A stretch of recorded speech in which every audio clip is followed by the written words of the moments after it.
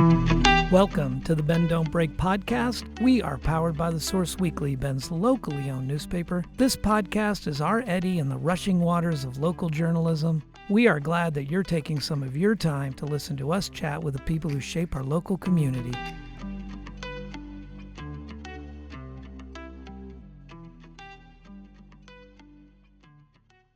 Thank you to our presenting sponsor, RE/MAX Key Properties, a family-owned full-service real estate brokerage specializing in residential, luxury, commercial, new construction, and ranch and land properties. Their new state-of-the-art facility at 42 Greenwood Avenue is a modern, collaborative space and the new home of the Bend Don't Break podcast recording studio. I am Aaron Switzer, the host of this podcast and publisher of The Source Weekly.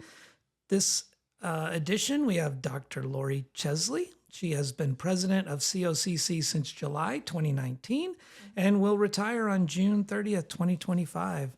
So we are in the twilight of her tenure here. So we wanted to spend a little bit of time chatting. I'm very curious about what's next for Dr. Chesley and what you're going to be doing as you move forward. But before we dive into that, I'm very curious about how you ended up in Bend, Oregon from your previous work. Sure, not a problem. Please call me Laurie. Okay. I am from Michigan. I spent most of my life in Michigan and in the Midwest.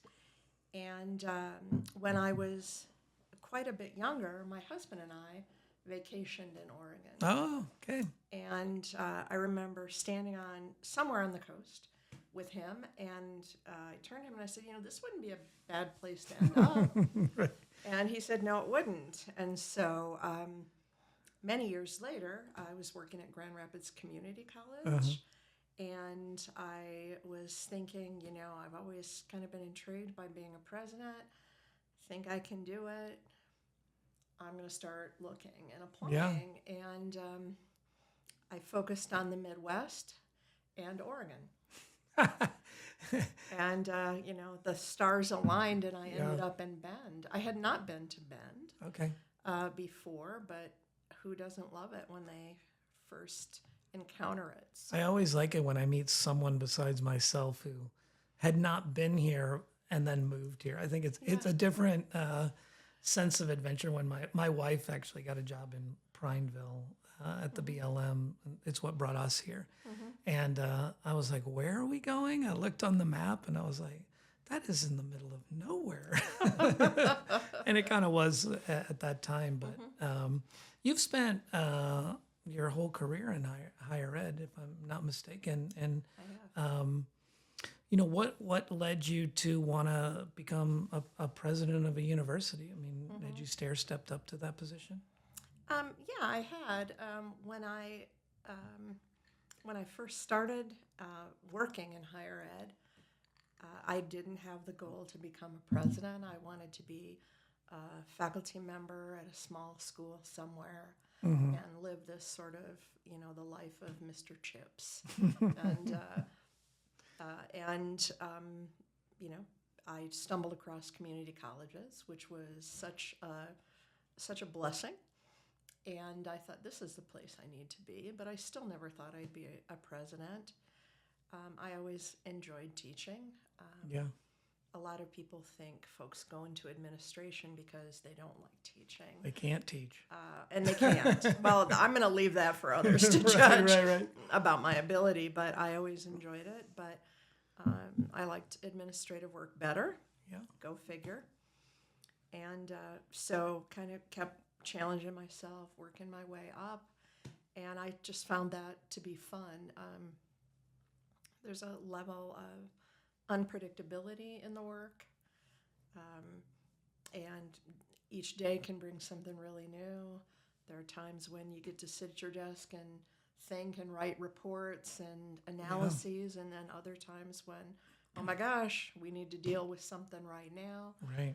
So I always thought it was a lot of fun most days. I know this is shocking to meet me and go, I can't believe this about you, Laurie. I was a total nerd, and I loved going to school. I loved it. I was the kid who was sorry when it was summer vacation, and so Well, you went into the right line of work. I did. When I went to college, I thought, how can I do this for the rest of my life? Right.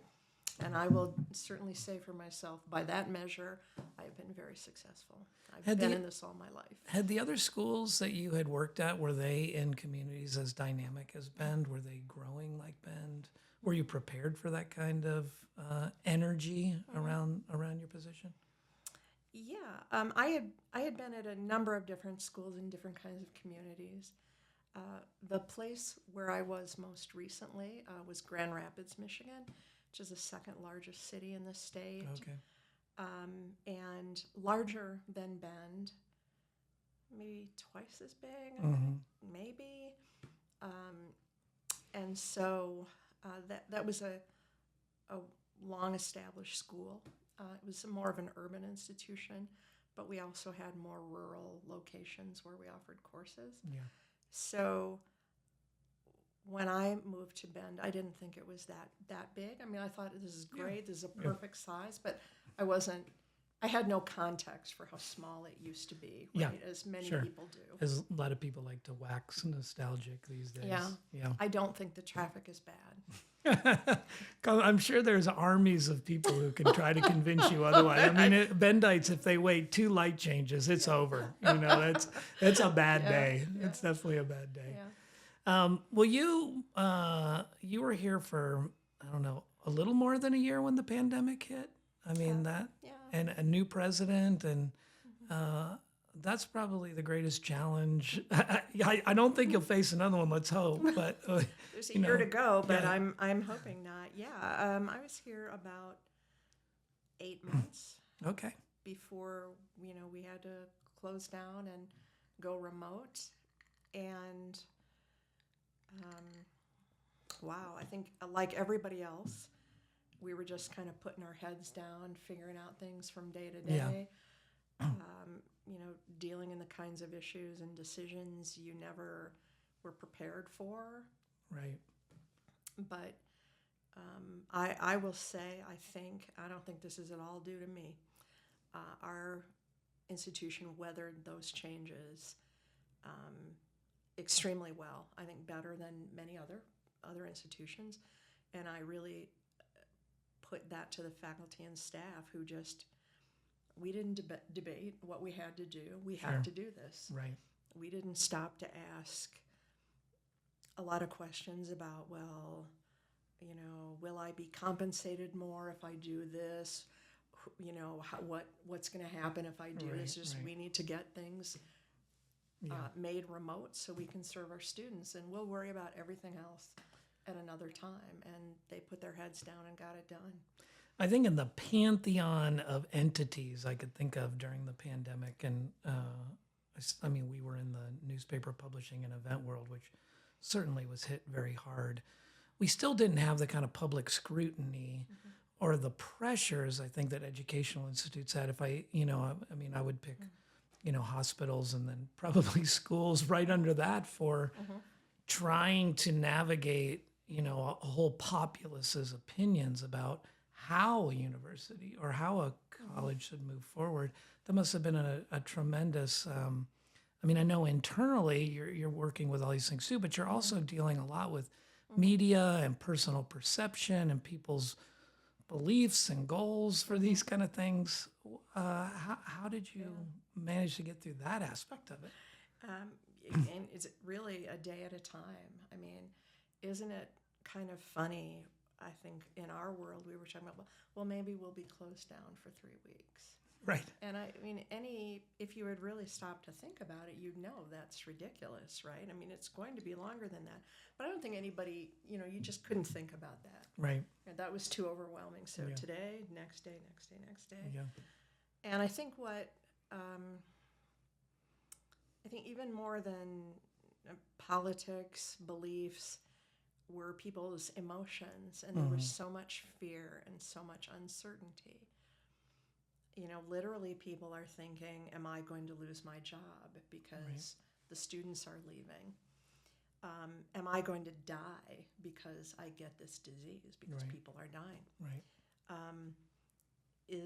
Should we take the vaccine because there were all kinds of theories about it Mm-hmm. circulating. Right. So you deal with a lot of people's fears and their Yeah. anger and uncertainty, and all of that's really normal. But that, I think, was Yeah. that was such a responsibility. I think that the whole leadership team felt. Yeah. You always tell the truth, but you try to allay fears Yeah. and not let fears grow out of hand to something that isn't realistic. One, and here you are today. You're rebounded. The population, your student population has grown. I remember a lot about during that time. Also into the mix of chaos was, well, these institutions will now all be remote. We won't have people up here anymore. There won't be the need for community college because we'll all be centralized digitally. All that kind of crazy stuff. And what's come out of that? What do you see now as as you're trying to get this ramped up? I see a rising, and none of this is terribly surprising. I think initially, many people, many students reacted badly to online instruction. Right.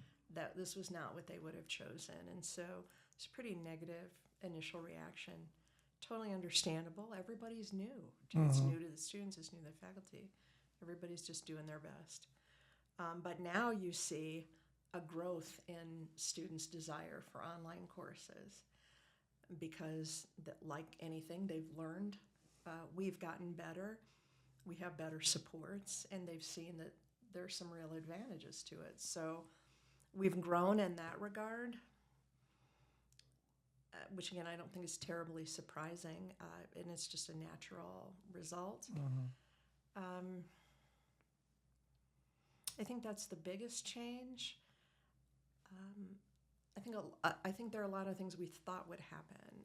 We had a big call from our staff for remote work options because initially everybody hated being at home working, but then just Right. like online courses, they started to like it and see that this has a lot of Sure. advantages, and so we developed a policy for remote work for after the pandemic, and folks can take advantage of that to some degree, but there's also not as much interest now Right. in it, Right. So Yeah. you sort of see desires ebb and flow and trends ebb and flow, and we definitely have more people working remotely than we did prior to the pandemic, and more people taking online courses than prior to the pandemic, but maybe it hasn't been a revolutionary change, right? Sure.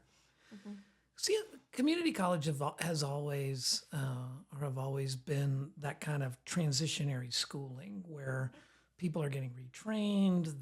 Maybe they're coming from high school. It's a stepping stone to get into other degrees. What do you see as the evolving role for community college nowadays? I think I read I'm terrible at remembering numbers, but I read a national study done recently about perceptions of higher education institutions. And the type of institution with the highest regard from the respondents were community colleges. Yeah. And it still wasn't great, I'm going to tell you. I think it was hovering around 50%. Yeah. But I think that Better than journalists. Take comfort in that. I wasn't going to bring it up. Right. But I think in the midst of a lot of doubt and questioning about the value of higher ed, folks see that it's often easier to see the practical value of a community college education. Many of our programs lead directly to work and to good paying jobs that can start you on a career pathway. And we know that in our country, we need more trained workers. We need a workforce that has a higher level of skills than maybe we've needed in the past. Right. And so people look to community colleges for that. So I think we're pretty well positioned, but we still need to be cautious of the skepticism. Right. And I can't blame folks for that skepticism either. I can understand kind of larger skepticism of four-year universities and, arts degrees and stuff. I mean, I'm a liberal arts major myself and went through, and I can argue all day for the value of it, but I certainly understand the people who are like shaking their cane and you're never going to get a job if you get an English degree. Well, Same. you Here can. we are. You cannot trust me. But it is hard for me to understand the perception surrounding community colleges because they always have had that element of reemployment degree or getting retrained during changes in workforce needs. People who otherwise might have screwed up at some other part of their life, bringing themselves up by their bootstraps. It's kind of the American story. What are the pushback that people have about community college? What are the negative things you hear? We always hear about the success stories, but what are the stuff that they come in with? Yeah, I think some of the negativity comes around some of the aggregate data you see regarding community colleges. And when you compare that data to four-year schools, it doesn't always look that good, Yeah. right? And what we need to remember is that, people smarter than I am have referred to community colleges as democracy's colleges because we are about opportunity for Right. anybody who wants to try. Sure. The vast majority of our programs are open admissions. Anyone can try who wants to try, and we will do everything we can to provide the supports to help people be successful. So we have a much more academically diverse population than most four-year institutions. Sure. Right. And we are proud of that. We want to give people opportunities that they may have missed or never had, a chance to do something again, try again, and we try to give all the supports. But we also can't deny that will make a difference in some ways in terms of what our graduation rates would look like comparatively and retention rates comparatively. Sure. And I don't mean that just about academic diversity. I mean about all the other kinds of diversity of life. How many folks do we have who are coming back to school, who are taking care of parents or kids? Right. That's a different kind of student than I was. 18-year-old Laurie going out off to college, right? And that was my job. So that impacts, a student's college experience. Well, the accessibility of community colleges, the idea that I think there's a certain comfort level with walking in. Maybe that's because, again, I went to community college, but that you can go in there and you're going to sit on the class and you're going to feel very comfortable. It's not the vibe at a four-year institution. And, I finished at a 4-year, so I'm not anti-4-year either. But there's a certain gravitas that comes with, entering the 100-person room for, whatever class you're going to take and being in that environment's intimidating, where I never felt that in my college. Community college. I needed to get a restart. The classes were manageable. The people I met looked like me. They were, a lot of people coming from different directions, and we were working at the time, and it was a commuter college for the most part, but it felt very comfortable, and that's how I've always felt about COCC is that you feel very comfortable referring someone to the college. Oh, well, you're experiencing this. This would be a good avenue to to try, and you don't think, well, oh gosh, I hope they make it through that first week, and stuff. Yeah. It is a different mindset. Yeah. It is that we are about helping you succeed. And that means that we don't look at a student and look at deficits, right? Oh my gosh, you don't have quite the skills for math. That may be true, but we say then, what can we do to have a better math curriculum? Right. What can we do to support you through tutoring or advising or other kinds of programming? So it's all about, it isn't so much, are the students ready for us? Are you college ready? Right. Remember that? Right, what a horrible, Yeah. Are you college ready? What a Right. horrible thing. It's, are we ready? Right? Are Right. we student ready? Yeah. And Yeah, that's a great even way one to of put our it. strategic plan goals, right? Sure. That's a great way to look It's at just it. a different paradigm. Yeah. One of the big accomplishments on your watch, I think, is your Madras campus. And maybe speak a little to that, because I think that speaks to the kind of things that we're talking about here. Yeah. Well, one of the things the board was really interested in focusing on when they hired me was expanding our workforce development efforts and expanding our outreach, doing better at serving our communities beyond Bend. Right. And so Madras and our expansion there, our new building with donated land from the Bean Foundation. So how wonderful is that? We'll have our certified nursing assistant, medical assistant, and early childhood education programs. All of them, we all know the need for workers in those areas, and workers will stay local, right? Right. So it's kind of a perfect synergy of our mission, community's needs, and I think most importantly, community support.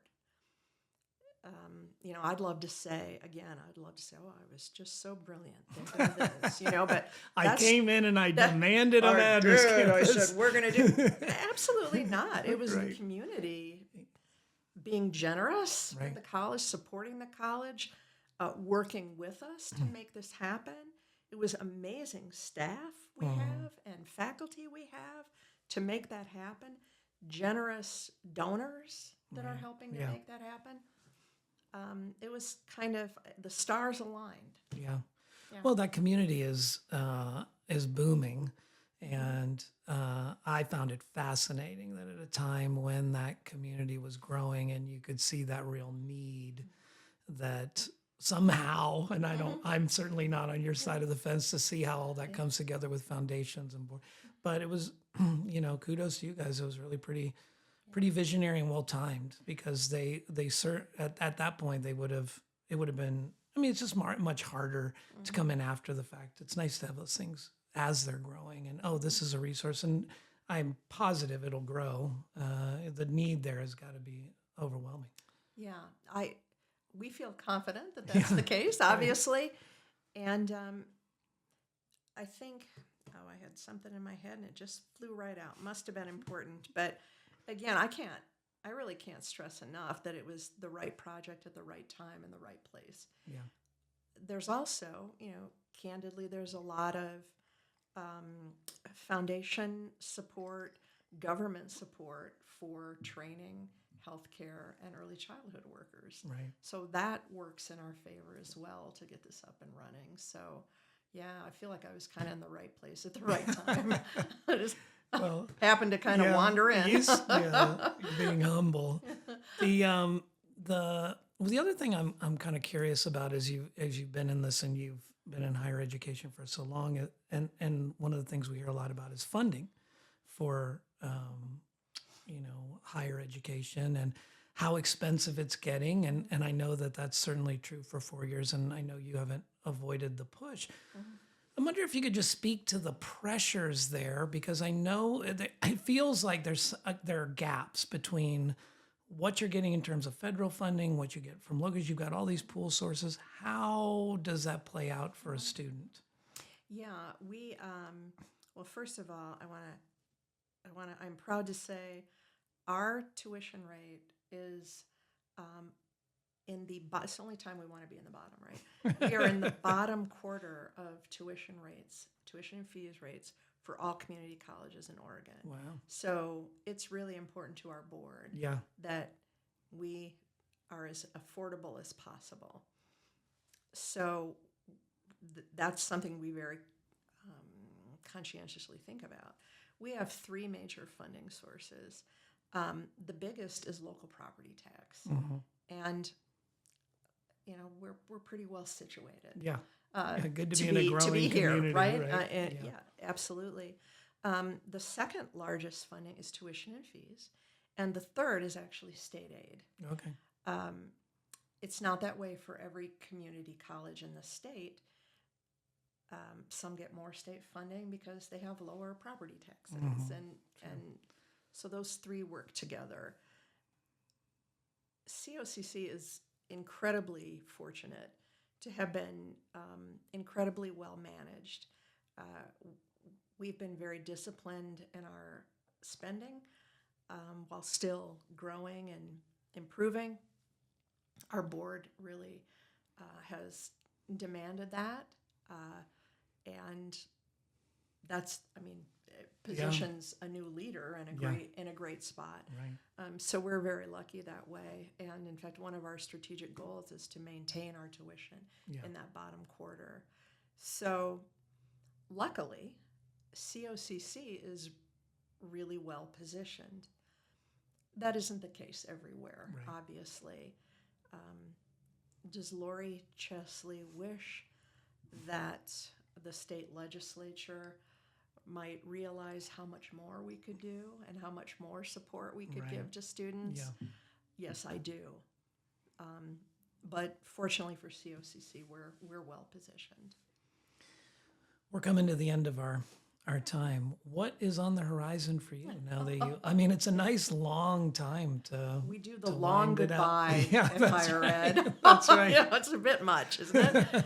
But what is often the case is that boards would like about a year to do a national search, and so our board's already starting that in process, and so lots of time to find the right person and to be really thorough, transparent, and inclusive. So in the meantime, I'm going to be working on our major projects and the strategic plan. There's some other things I feel like are little loose ends that I can do that a new president might, doesn't need to bother with. So I'll be busy. Our team will be busy.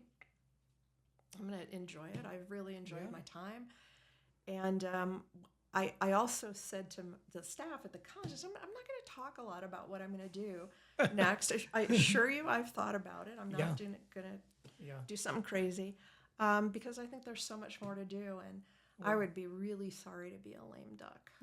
Nobody should quack at me. No quacking at Laurie. Well, you seem like a thoughtful person. I don't really see you just going, and it's my last day, and we're going to the Bahamas. What am I going to do? But, Well, great. Well, thank you for taking this time to speak with us. I'll have you on in a year, and you can tell me what.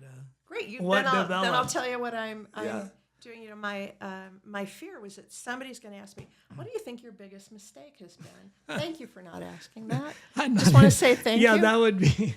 But you can ask next year because I got a whole year to go. When we I get may to not the have end, made the biggest one yet. I'll get you a week after you've left, so you can. You can show me where all the bodies are buried. I can share. Yeah. Okay. Great. Well, thank you for having me. No, thank you for being here. This has been the Bend Don't Break podcast. Thanks for listening.